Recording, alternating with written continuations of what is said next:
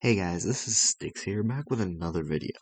Now, today I wanted to basically dive into something that I've always considered a little weird slash strange, which is more or less the origin of quirks, and just quirks in general, because they've always seemed weird to me. And if you don't know what I'm talking about quirks, the power system of My Hero Academia. Because unlike other magic systems, where it's explained as some ancient magic or some kind of mystical energy or something like that, we never get an origin for them. They're so unexplained, and they're so ingrained to their host that they can copy a person's soul almost. And they even seem to be capable of getting passed down like genetics. So I decided to kind of take my own take on it and figure out what quirks are. And this is me recording what I found. Part 1. What needs to be known. Here's where I'll put in an overview of what is needed to understand my research. First off, we see very few characters who have a full family tree, which means we can't look at a lot of examples. So I really had to dig deep for this. The only families complete that we see in My Hero Academia are Tsuyuasui's family, Tenya Ida's family, Katsuki Bakugo's family, and Shoto Todoroki's family. However, you can include Izuku Midoriya, but at the end of the day, it's kind of a mix-up with him. And with Ida, you have to assume a few things, so realistically, the only three that are concrete is Asui, Bakugo, and Todoroki. Now, next, we need to have the important information on what quirks are in the first place. Now, the first quirks mostly seem to be mutant quirks or have mutant aspects. This is seen in the sense that, all for one, even though it's classified as a emitter, it has a hole in the palm of the hand. A very mutant type aspect. And also, we need to consider that animals like mice and cats are able to have quirks, which is really weird if you think about it. And then you have the fact that quirks can boost their own power through stress-based awakenings, or repress their own strength due to trauma or stress, implying some sort of sentience, in a sense. It's strange. Now, there also isn't a set age to gain a quirk, with people gaining their quirk seemingly as late as high school. With Izuku Midoriya, he used it as a cover-up for his actual quirk, and very few questioned it, meaning that it possibly isn't that strange of an occurrence. Now, we also know, thanks to the manga, that quirks can be duplicated, through very complex means, albeit, but they can still be replicated, and that people can rarely possess more than one quirk successfully, without becoming brain dead or having some kind of other disadvantage. Another thing is, quirk classifications are very vague and inconsistent. Some quirks should fit into other categories, but they just don't, which I find incredibly confusing. Then, we have the fact that quirks can be focused on certain body parts, spread throughout the whole body, or even affect other people, and not the host themselves, which is incredibly confusing on multiple terms. And the thing is, that's not even the end of it, because quirks can sometimes take a sentient form. Quirks can seemingly even affect a person's behavior, appearance, and kind of a weird soul-like aspect to them. And quirks can sometimes even harm their user despite being a part of them. And then the final piece of evidence is just, what could some possibilities be? Well, the most popular leading theory I could find was that it's a virus carried by rats. And then some other possibilities is that it's evolution of humanity, though there's also the potential it's magical or alien in nature, but I didn't consider that since we've never seen any evidence of that. And since this part is finally over, let's take a look at some of the possibilities and their evidence and what isn't there. Part 2. A virus? Can quirks be a virus? Maybe. but you might need to let me know your opinion on this one, because can a virus be passed from species to species? Well, actually yes, quite a few do, and they're referred to as zoonotic diseases. Some good examples of this are rabies, cat scratch fever, and West Nile virus. So that has one component checked off, as in they can possess rats and cats. Now, can viruses and diseases be passed down? Yes, some STDs can be passed down to a person's child, and other examples of these include cancers, cholesterol, and even birth defects like cleft lips. Can viruses and diseases be copied or created? Well, yes, with very complex equipment and knowledge, it is possible. While it is extremely different, like the doctor said, copying Quirks was, it's also not exactly a perfect match. Now, can multiple viruses in the body of a person create the results we see from a person possessing multiple quirks? Well, yes, since multiple harmful diseases can cause negative effects that worsen when coupled with other factors. Now, sadly, it's time to throw in some counterpoints. No disease has been recorded to reach human sentience like Dark Shadow or Rhodey's quirk. And then add on to that the viruses and diseases have never been shown to possess a soul or a kind of apparition of a person. And lastly, very few diseases have been shown to undertake the kind of awakenings that quirks do under stress. Now, having said that, this information does produce a weird possibility that works with the quirk singularity theory. Now, it's possible that quirks are a hyper-evolved version of cancer that manifests where the second pinky toe joint is and then spreads to the part of the body it's necessary in. Since it would make sense that cancer could potentially gain a sentient form or gain part of a person's life force if it evolved to a massive extent. Now, it would definitely need to be a sci-fi level of evolution, but it could make some sense. So quirks could be a less harmful version of cancer, but this also has some things that are unaccounted for, like quirks being able to selectively manifest into body parts or affect other living creatures and objects that cancer shouldn't be able to possess. Like mental quirks such as Koda's Voice or Shinso's brainwashing, and even the mental effect on quirk users and strong emotions doesn't really line up with anything we could see from a version of cancer. But the best virus answer is indeed a hyper-evolved cancer. Part 3. Evolution. The evolution theory just seems kind of illogical to me, so I'll spend less time explaining it, but I did do research into it, so I'll give you the reasons it's not really my best option. Evolution is meant to be beneficial to species. So why do some quirks appear to harm their user more than offer no real benefit? In fact, most civilian quirks fall into this category of not effective. There's characters who have Lego brick heads or spray bottle heads that just aren't effective. Also, why would animals possess quirks if it's a human evolution? That just makes no sense to me. Not to mention that the evolution knows when to stop in most cases.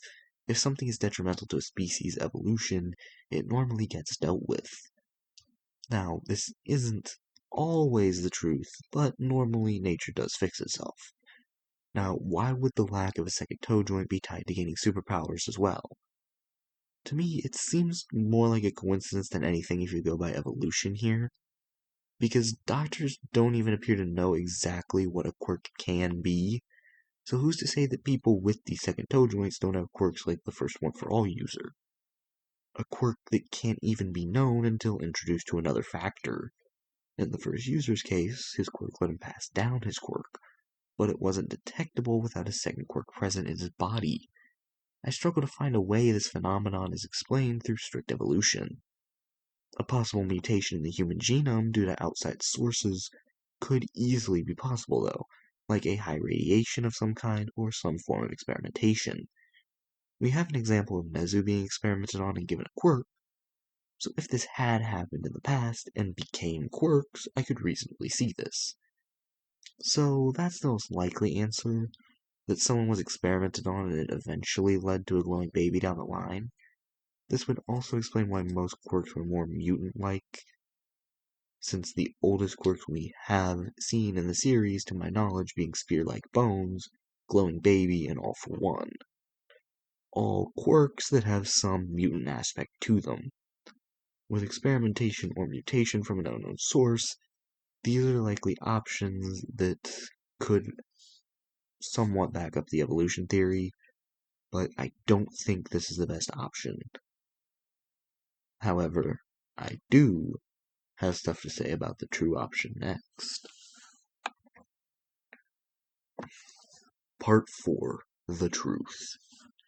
While doing research, the families I had to choose from were the Midoriyas, well, vaguely, the Bakugos, the Todorokis, the Asuis, and the Idas. As you'll notice, I don't have a transformation type user on this list, and that's because we've never seen a full family of one to my knowledge.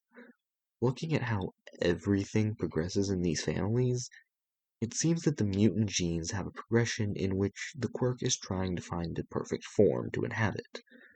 Looking at Ida's family, we see his brother has engines on his arms, a progression towards locomotion. Then Ida is focused on his legs. It's also implied his grandfather and parents have a similar quirk, or at least one of his parents, Tenya being the most effective version of said quirk. The same is also seen with Suyu, with the exception that it seems her youngest sister has the most refined version, with her appearance barely being changed from normal. While we're unsure of how this affects her power, she should theoretically be more powerful than Suyu. Then, if we look at emitter types, it seems they work on combining their parents' powers to make a host more powerful. Like Todoroki having a perfect mixture of his mom and dad's quirk, his other siblings also possessing this mixture, but slowly getting better and better until it finally reached Todoroki. Then Katsuki has a combination where his mother powers takes dominance, likely due to its mutant nature. In my opinion, mutant quirks seem to be dominant in many cases and work to adapt to a fitting host capable of using them naturally. I find quirks to most likely be a hyper-evolved parasite of some kind that uses the least necessary part of the body as sustenance, the second pinky toe joint, until finally being settled into their host. It would explain the behavioral changes, the stress effects, the cross-species contamination, the ability to copy them, the possibility of sentience, the boost of a host, the small portion of the host's spirit somehow being imbued, the side effects of having multiple quirks, and just the overall selectiveness in some quirk factors, the mutant-like first appearances, and even the fact that some have quirks or don't awaken at any moment and just potentially harm the user. So from what I've gathered information-wise, I believe a small parasite of some sort that reproduces using gametes, a person's sexual organs, and slowly adapts with each generation to either create a more suitable host or make a host stronger to ensure the parasite's survival. This is the most likely option. It would also explain why someone like All for One would be attacked by his stolen quirks. He isn't the parasite's natural host, so it would naturally try to defend itself against him. We see a bit of what the future could look like with Tokoyami and Dark Shadow, since his quirk can sometimes outright disobey him and even occasionally just overtake him in the right situation. So in my humble opinion, quirks are a parasite designed to reside on the gametes of a person in order to create an ideal body for the parasite to inhabit. But that's not all. Part 5. What parasite? While I could just leave you saying it's a parasite, I want to dive a bit deeper here to try and prove my theory further. So here I ask the question, what would be the parasite that could evolve to be to this extent? Well, after a bit of research, I think our parasite belongs to a very specific kind of parasite most people really know well. Malaria. Now let me explain. Malaria needs to be in the liver of a human, which could change to the gametes rather easily if necessary, because malaria has special blood stage parasites called gametocytes that come in male and female variations, so a mutation of that to attach to the gametes would make logical sense.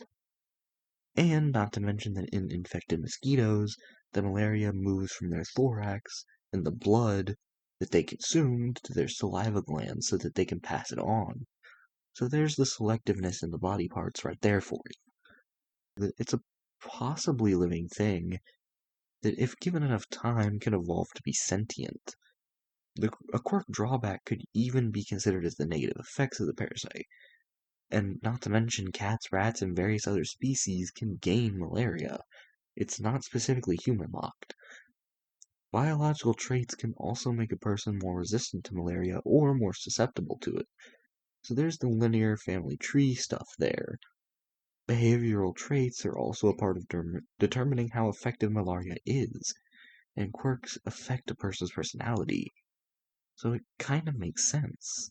The very time a quirk appears also makes sense with malaria's different spawn rates depending on biological factors.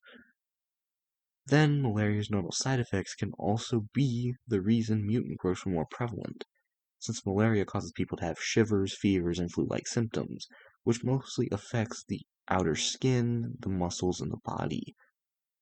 The malaria explanation also explains the stress and trauma-based occurrences for the same reason mentioned above, since, as I said before, a person's personality is affected by the quirk, and as such, probably vice versa. It also explains the separate soul and the difficult yet possible quirk duplication. Then, not to mention the explanation of how difficult it is to house more than one quirk. Since, as I mentioned in the one for all, or all for one explanation, having more than one quirk at a time in your body would be more than one parasite. It would be two different parasites in the same body. And that just wouldn't be effective. They would fight each other. Now, while the origin of quirks is still unknown, it is reasonable to assume that mosquito bites are pretty difficult to detect until you feel that little itching on your arm, and then once it's gone, you think nothing of it. So it's not entirely too far-fetched that a mosquito carrying this evolved strain bit one of the parents of the first quirk child, and the first evolved malaria strain made the baby glow.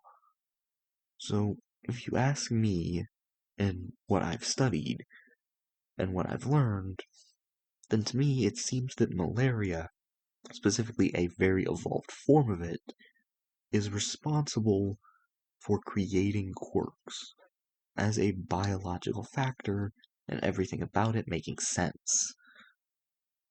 So, I want your opinion on this. Do you think it's right? Wrong? Do you think I'm a kind of insane guy? Either way, I know this isn't what Horokoshi intended, so it's not ending up in the series at all. So I guess that's why it remains a theory. But anyway, I'll leave you with that little thought. I wasn't all too confident at first that I'd find an actual vector for my hypothetical parasite capable of granting human superpowers. But I'm also kind of glad I was able to make a cohesive theory revolving around the appearance of quirks, and just so happens malaria fit it. So, plus. And, as I said, Horikoshi probably doesn't have malaria in mind. It didn't have it in mind while he was creating quirks. I think it's all just one giant, how do you say it, coincidence. So I really don't expect this to be the answer we receive in the series, though whether this is canon or not doesn't really affect me. It's really up to him, and I doubt he even sees this video, so having said that, this is Styx, signing off. I hope you all have a nice rest of your year, month, week, day, and just overall life.